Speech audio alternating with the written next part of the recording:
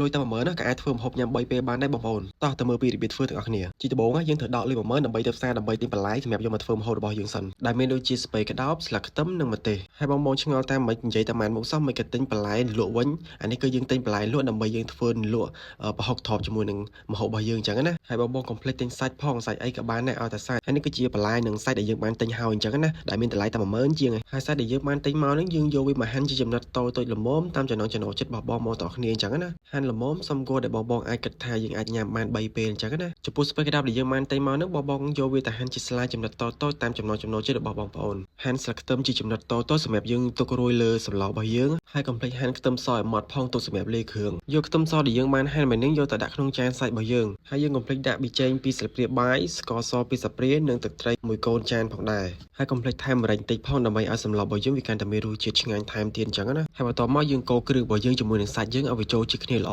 ហើយនេះគឺជាបន្លែគ្រឿងសាច់ដែលយើងបានធ្វើនិងរៀបចំវាទុកមិញហ្នឹងបន្ទាប់មកយើងដាំទឹកទុកឲ្យពុះពេលដែលទឹកពុះល្អហើយយើងចាប់ផ្ដើមដាក់សាច់ដែលយើងលាយគ្រឿងហើយចូលទៅក្នុងទឹកដែលកំពុងពុះហ្នឹងបន្ទាប់មកទៀតយើងកូរសាច់ហ្នឹងនៅក្នុងទឹកស្លរបស់យើងហ្នឹងឲ្យទឹកហើយនិងសាច់វាចូលជាគ្នាល្អអញ្ចឹងណាបន្ទាប់ពីយើងបានកូរសាច់រួចមកយើងធ្វើការចាក់បន្លែរបស់យើងចូលទៅក្នុងទឹកស្លរបស់យើងជាមួយនឹងសាច់ហ្នឹងបន្ទាប់មកទៀតយើងទុករយៈពេលពី10ទៅ15នាទីសម្រាប់ឲ្យទឹកពុះហើយនិងបន្លែរបស់យើងវារលួយអញ្ចឹងណាបន្ទាប់មកទៀតយើងយកស្លឹកខ្ទឹមដែលយើងបានហាន់វាតៗមកនេះយកវាមករោយលើស្លរបស់យើងបន្ទាប់មកយើងដួសស្លចូលទៅក្នុងចានហើយការធ្វើរបស់យើងនេះគឺធ្វើលឿនហើយចំណាយអស់លុយតិចទៀតហើយញ៉ាំបានគ្នាច្រើនអូមួយទៀតកុំភ្លេចជួយ Subscribe Channel ម្នាក់មួយផងបងប្អូន